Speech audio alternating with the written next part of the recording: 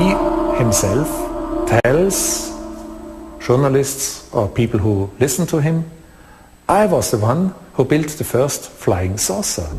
So maybe I am the father of the UFOs. Are Victor Schauberger's confiscated designs helping the U.S. build flying saucers? If so, they don't appear to help John Frost. There's nothing stunning about the results of Project Silverbug. In tests, the Avro car proves it can take off vertically, but its performance is limited by a lack of power.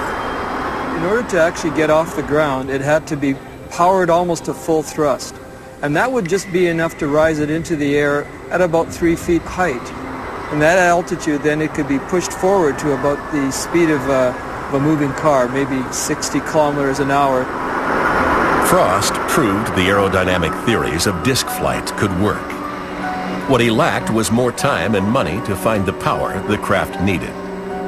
In 1961, the Air Force canceled Project Silverbug, and all rights to the Avro car reverted to the Department of Defense. It looked like the end of the road for man-made saucers. Or was it? Just 4 years later, in 1965, a bell-shaped object crashes in Kecksburg, Pennsylvania. The U.S. military and government agencies are immediately on the scene. Eyewitnesses report that the craft is rushed to Wright-Patterson Air Force Base, the same place the Avro car was being tested just years before. Was the Kecksburg crash part of a secret U.S. project to continue development on flying saucers? Did it crash because, like the Avro car, it was underpowered and unstable? If the U.S. military was conducting tests with working flying saucers, they would have to be kept hidden. People would have to be silenced. Impossible? One fact is undisputed. It's been done before in the U.S. military's black projects at a place called Area 51.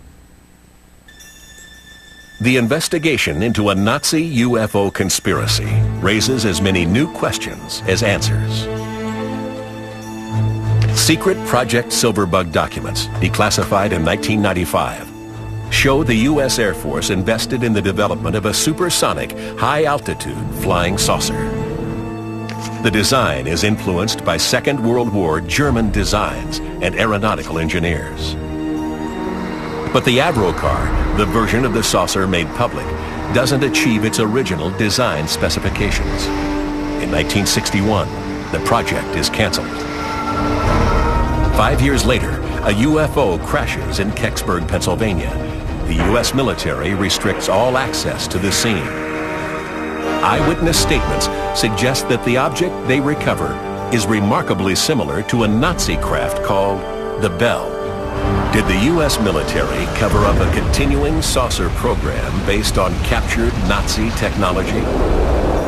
And if so, could the U.S. government keep it secret to this day? It would never surprise me at all if a program back in the 1950s or the 1960s was still so secret that its existence wasn't even hinted at. If the Air Force did continue their saucer program, there is a place they could hide it.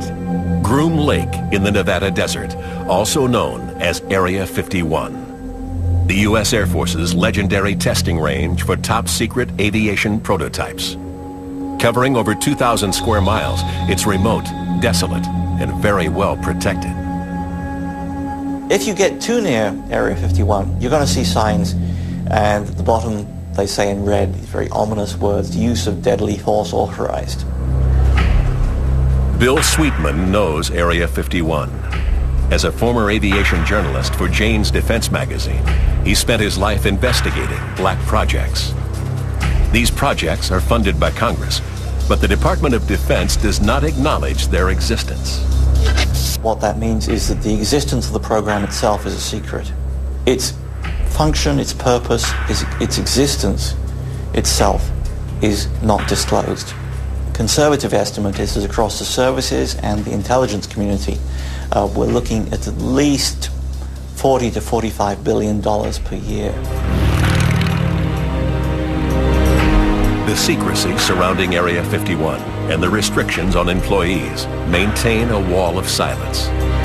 People who work in those programs are genuinely fearful that if they do become indiscreet, that they will be looking at a very long period of jail time at the very best. Fear buys silence. In 1975, work begins on the Super Black Stealth program, the development of fighters invisible to enemy radar. The project management is run out of a secure facility at Wright-Patterson Air Force Base. Test flying is carried out at night. Even the commander of Wright-Patterson didn't know what was going on. For 13 years, the project was kept secret until 1988, when the world got its first look at the incredible F-117. Then came the blackest project of them all, the Northrop B-2 stealth bomber. Jack Northrop had long been fascinated with the idea of a flying wing, realizing the best way to reduce drag was to remove the tail and fuselage. Nazi engineers had proved it was possible in a jet with the Horten H-9. There was actually one example of that aircraft which never flew but survived and was captured by the US, and it was stored at Wright-Patterson Air Force Base. When the B-2 bomber was first revealed to the public in 1988, it bore a striking resemblance to the German H-9 flying wing and Kenneth Arnold's famous UFO sighting. Were they all part of a 50-year design process? A design process that resulted in man-made craft the public could easily mistake for UFOs? What's certain is that if these experimental craft were seen or crashed, you'd need to disinform the public immediately.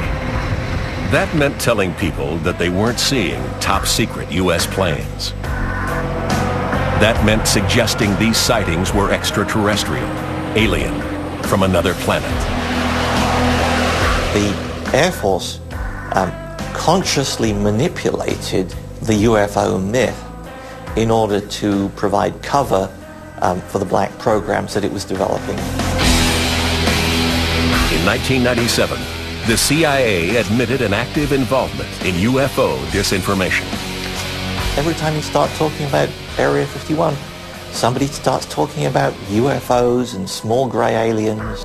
If that is indeed the result of a deliberate disinformation attempt, I would love to meet the person responsible and shake his hand, because it was a really, really good one.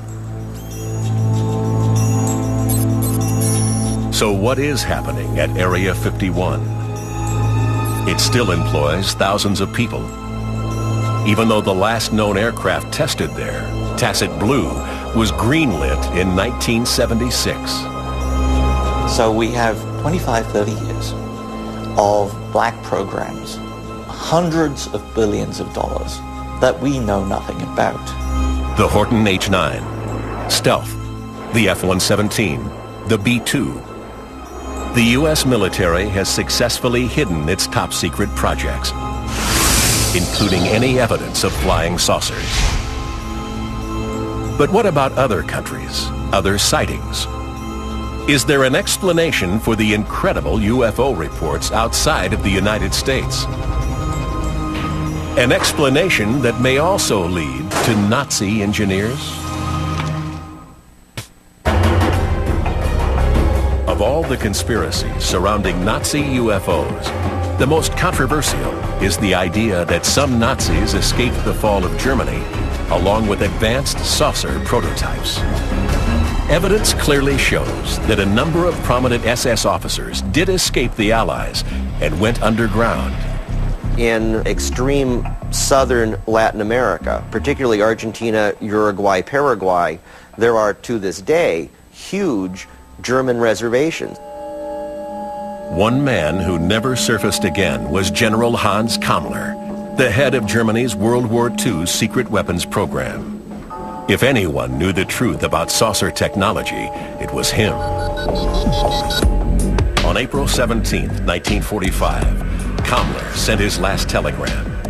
In it, he refuses a request from the head of the SS, Heinrich Himmler, for a Junkers truck. Why would Himmler want a truck? Why would Kammler turn his boss down? Some experts believe truck was the code name for the massive 6-engined Ju-390, a plane capable of flying 6,000 miles non-stop. Only 2 were built, and Kammler had 1. After the war, his Ju-390 was never found. Did Kammler use this massive transporter to escape? If he did, where was he going, and what was he taking? In 1945, a sudden surge of UFO sightings occurred in South America. Had the Nazi engineers found a new base? There were thousands of sightings in the years immediately following the war, much more so than in North America, which indicates the possibility that the Nazis flew to South America and continued operating their craft from their bases there. The president of Argentina, Juan Perón, approved 1,000 passports for Nazi scientists and engineers. War criminals Klaus Barbie and Adolf Eichmann were both traced to South America. Reimer Horten, Nazi flying wing pioneer, moved to Argentina in 1948. Ever since, the trail of UFO sightings has grown throughout South America, just as it has in the United States. The Nazi UFO conspiracy is complex, compelling, and circumstantial. In 1944, Allied pilots see UFOs over Germany. Deep underground, the Nazis are building top-secret airframes and propulsion systems. At the war's end, the SS general in charge vanishes without a trace.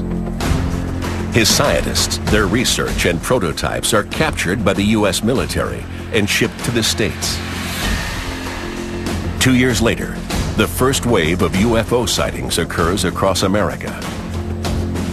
Are these in fact U.S. prototypes of a captured Nazi H-9 flying wing?